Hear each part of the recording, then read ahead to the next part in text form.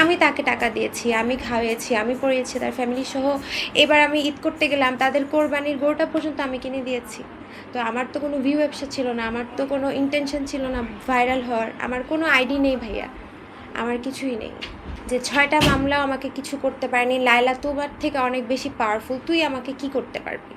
তো আইনের ফাঁকফোকর, আমি বাংলাদেশ আইনকে অনেক রেসপেক্ট করি, বাট আমার মনে হয় কিছু ফাঁকফোকর আছে দেখেও ওইভাবে ওপেন ঘুরতেছে, আর ওর ওইভাবে পানিশমেন্ট ওই পাইনি দেখেও আমার সাথে সেম কাজটা করতে পেরেছে। আমি একটা অ্যাডাল্ট মানুষ, আমাকে সে ম্যানিপুলেট করেছে, অবশ্যই আমারও দোষ আছে। আমি বলতেছি আমি কেন গেলাম, আমাকে সবাই একই কোয়েশ্চেন করে তুমি কেন গেলে, বিকজ আমি টিনেজার না, আমি ছোট মানুষ না, আমাকে ম্যানিপুলেট একটা মানুষ করলেই আমি চলে যাবো, এটা অফকোর্স আমারও দোষ আছে ভাই, আমি স্বীকার করি।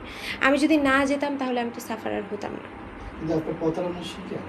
অবশ্যই আমি প্রতারণার শিকার ভাই। আমি আমার নিজের টাকা পয়সা খরচ করে, আমার কোনো ইনকাম নাই, কিছু নাই, আমি আমার এফডিআর এর টাকা খরচ করে ওকে পেলেছি। সো ও আমার সাথে আলটিমেটলি প্রতারণাই করলো। আরেকটা মানুষ খুঁজতেছে যে আমার থেকে বেটার, ওর থেকে। ও লন্ডনে, যে হাবিবতি নামের একটা মেয়ের সাথে ও সম্পর্ক জড়িয়েছে, ও লন্ডন যাওয়ার এখন প্ল্যান করছে। ওর এখন আমার প্রতি ওর এক্সপেকটেশনও থেমে নেই, ও আরও উপরে যাবে।